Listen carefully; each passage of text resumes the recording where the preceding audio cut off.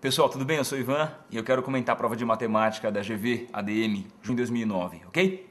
Bom, em linhas gerais é uma prova muito bem dosada, né, com vários tipos de dificuldade, média, fácil, questão difícil, né, mas com predominância de questões que eram médias, né?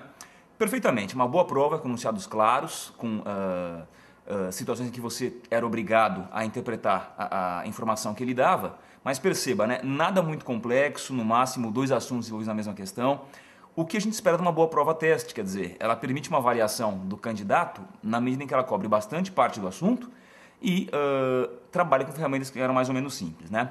Eu vou comentar individualmente cada questão e como referência vou usar a prova do modelo A, tá bom? Então é o seguinte, a primeira questão, olha aí, equação logarítmica, né? Então você lembrou, sempre a gente começava pela condição de existência, você com certeza lembrou das propriedades operativas dos logaritmos, né? Do expoente, da log e da subtração, perfeitamente, e no final das contas você deve ter chegado a uma equação de segundo grau. Duas raízes apareciam, menos 1 alto era 3 meios, mas é claro que dentro das condições, o que valia mesmo era 3 meios 1,5, tá bom? Então, portanto, na prova A, alternativa B, uma raiz entre 1 e 2. Maravilha. Segunda questão, praticamente igual da nossa primeira aula, do caderno 1 ainda, é uma questão de estatística que trabalha com média aritmética simples, tá bom?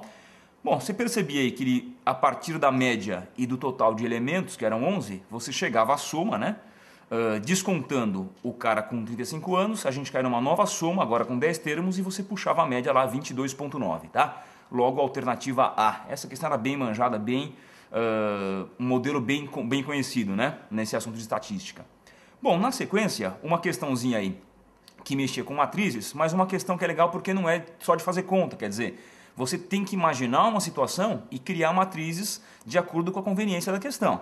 Então veja, nas alternativas, né, A, C e E, basicamente o que estava em jogo era você perceber, você lembrar da discussão sobre a questão da matriz, das matrizes serem ou não comutáveis, né? Vamos só lembrar.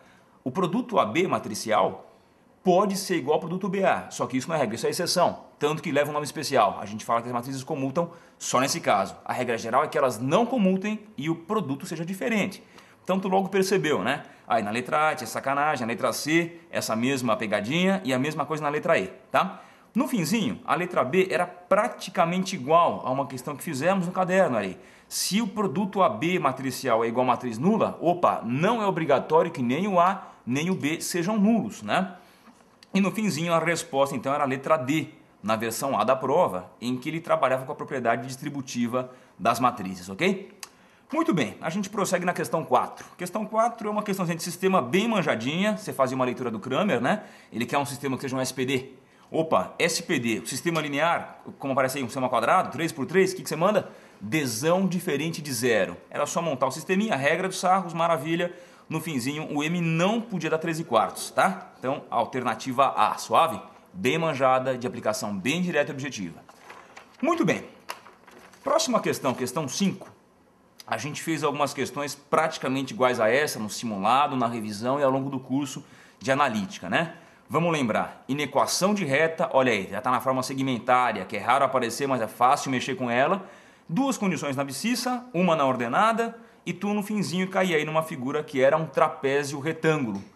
Logo, né, você percebeu que ele mexia com feixe de retas paralelas. Por coincidência, a gente fez uma questão praticamente igual a essa na sexta-feira antes da prova, certo? 2 dias antes da prova. Acho que você reconheceu, imagino que você tenha reconhecido que ele queria só uma discussão de coeficiente linear. Aqui tem o maior, é a que corta o eixo vertical no ponto com maior altura, certo? Então você reconheceu aí no finzinho, dava número 8, né? O que ele pedia era justamente o valor do C, que era o intercepto, tá bom? Alternativa C. Gente, essa questão 6, a gente mexeu tanto com o prob binomial, falamos sobre isso, né? Prob condicional, e no final caiu uma coisa que era até mais simples. Ele pedia aí uma prob do cara fazer pelo menos um teste, quer dizer, todos os eventos serviriam, à exceção daquela única situação em que ele errasse todos os testes, né? Então acho que você armou. A prob é igual a 1 menos a prob de errar todos os eventos, é isso? 1 menos 4/5 elevado a 15, tá? No finzinho ele mudou a fração 4/5 para 0,8, a forma decimal, mas tu chegou à letra D, 1 menos 0,8 elevado a 15, tá? Muito bem. Na questão 7, a gente percebe aí uma questão também manjada, né? Praticamente igual da apostila, praticamente igual do simulado, em que ele pedia aí, ele dizia aqui, o público de uma peça de teatro depende do preço que você estabelece, né? Uma função de primeiro grau, como ele estabeleceu, decrescente, né? De acordo com o contexto, é óbvio que é uma função decrescente. Quando você jogasse esse produto para achar a receita, o faturamento, que é o que interessa para ele, opa, não tem erro, né? É uma parábola, uma função quadrática, observe o A negativo, aquele formatão de Sedgwick que a gente discutiu bastante, né? Então, tem um ponto com máximo que coincide com a receita máxima, ele cria o Y no vértice, tá? No finzinho, R$40 mil dava a letra C, tá bom? Sem surpresas, né? Já é questão esperada, manjada. Gente, questão 8 era um pouquinho mais sofisticada, mas também era uma questão clássica, né? Ele mexe com uma função exponencial, ok? No fundo, você pode ler como sendo PG também, não tem grandes problemas, você também consegue criar esse modelo, e no fim tu cai numa equação exponencial. Agora perceba, como você não consegue fazer a comparação de bases, aí não tem jeito, você vai ter que reduzir a um formato mais simples e aplicar o logaritmo, no caso, na base 10, tá bom? Fizemos bastante disso na revisão, no curso, acho que você mandou bem e logo percebeu que dava 6 anos, né? Letra B, nessa prova de versão A, tá bom? Bom, a gente passou da metade e começa a questão número 9 aqui, né? Questão do Roberto. Questão esperada, né? Matemática financeira, a gente até esperava uma modelagem um pouquinho mais sofisticada, com o cara fazendo empréstimo, cobra empréstimo, né? Muda a taxa de juros. Aqui não, tudo bem previsível. O cara mexia com capital, que era o X, ele nomeou de X, uma taxa fixa, juros compostos, 10% ao ano, e o cara dava basicamente o valor do montante acumulado após os dois procedimentos, né? Então você deve ter somado os dois montantes e no final chegado a uma resposta, um número redondo, né? Uma boa qualidade da prova, quer dizer, sem números intrincados, já que não tem calculadora. 20 mil, ele pedia a soma dos algarismos que compunham esse número, então alternativa A, 20 mil, a soma de algarismos dá 2. Maravilha. Questão 10, olha aí, um sisteminha, era só interpretar, certo? X e Y, no final a gente cai no sisteminha com duas equações, né? O Y dava 15, o X dava 5 e ele pedia o módulo da subtração entre elas, como uma vale 15. A outra vale 5, a diferença era 10, né? Então módulo 10, alternativa E. Show de bola. Questão 11 foi uma exceção na prova, uma questão que não é impossível, mas não seguia os modelos anteriores. Quer dizer, é uma questão bastante conceitual, né? Com informações um pouco mais veladas, você tinha que ter mais interpretação nesse caso, mas tinha que perceber duas coisinhas, né? Que eram bem capciosas. A primeira é que ele trabalha com uma questão em que a gente faz a soma dos eventos que compõem espaço amostral. É um pouco similar a uma questão da revisão que mexia com qual é a prob de num dado sair ou 1, ou 2, ou 3, ou 4, ou 5, ou 6. Quando você compõe todo o espaço amostral, vamos lembrar, a prob dessa união sempre tem que dar 100%, que é o evento certo, né?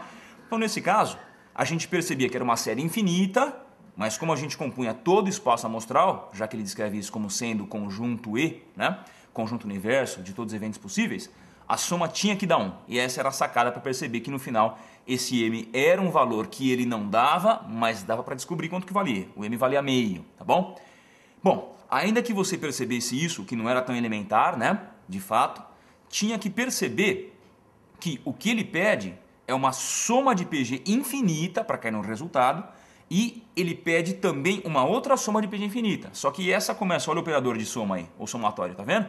Ele começa com um evento I igual a 4, quer dizer, ele começava no P4, mais o P5, mais o P6 e assim por diante, mais o P até o infinitésimo termo, né? É uma soma de PG infinita convergente, né? A soma você vai lembrar, A1 sobre 1 menos razão, mas como a questão é teste, perceba, é difícil chegar à resposta porque tinha 2 ou 3 sacanagens no meio do caminho que você tinha que passar por todas elas, tá bom? De fato, é uma questão que é atípica, dava para fazer, acho que você é um cara bem preparado, né? Mas perceba, se você não fez, não fique preocupado porque você não ficou tão abaixo da média quanto uma outra questão te comprometeria, tá bom? Muito bem. Se isso não rolou na 11, talvez na 12 rolou. Você conseguiu fazer uma questão manjada aí, uma questão de função trigonométrica, periódica, onde o cara sempre pede ou a imagem ou ele pede o período, né? Nesse semestre, ele pediu uma diferença entre duas imagens, quer dizer, ele queria o P de 3, referente a março, menos o P de 2, referente a fevereiro. Uma subtraçãozinha simples, no final 750, né? Tu chegava aí a letra B, como estava em milhares, 750 mil reais de diferença, tá bom? Bom, já na última partezinha da prova, as 3 questões finais, olha aí. Eu diria que nessa versão da prova A, a que eu tenho em mãos, a questão 13, você vai lembrar, uma inequação de circunferência, o que no plano cartesiano dava um círculo, uma região de circular, né, com centro na origem, o raio 1, e uma inequação de módulo, né, no plano cartesiano. Eu diria que a segunda questão mais difícil da prova depois daquela de probabilidades, né? Porque veja, mistura dois assuntos, né? Duas associações que não são imprevisíveis, podem acontecer, mas de fato não são tão imediatas, né?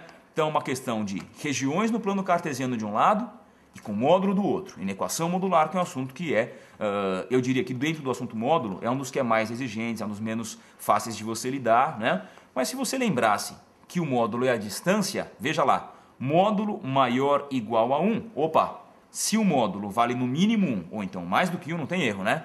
Esse valor x mais y, ou ele era maior que 1, ou no mínimo 1, ou ele era menor que menos 1, ou então igual a menos 1. Né? Então veja, a partir dessa equaçãozinha aí, você conseguia montar duas inequações derivadas, né? E a gente conseguia então montar a intersecção gráfica disso no plano cartesiano. Você teria uma casquinha, né? Então uma circunferência no plano cartesiano, olha aí, ele queria exatamente a soma dessa regiãozinha mais essa regiãozinha aqui, tá bom?